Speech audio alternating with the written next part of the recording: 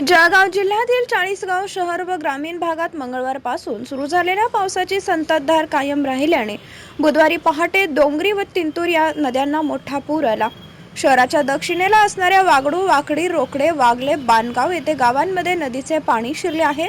मध्यरात्री व पहाटे पूर आल्याने पशुधनाचे नुकसान झाले असून जनावरे दगावली आहेत। तालुक्यातील 14 मध्यम जलप्रकल्पांपैकी 10 धरणे ओव्हरफ्लो झाले आहेत। तितूर नदीलाही पूर आल्याने घाट रोडवरील जुन्या पुलावरून पाण्याचा विसर्ग सुरू आहे। मण्याड धरणातूनही 5000 क्युसेक्स पाण्याचा विसर्ग सुरू आहे। नदी नाले दुतडी भरून वाहू लागल्याने गिरणा नदीही वाहू लागली आहे। सकाळपासून जामदा बंधाऱ्यावरून 1500 क्युसेक्स पाण्याचा विसर्ग सुरू आहे।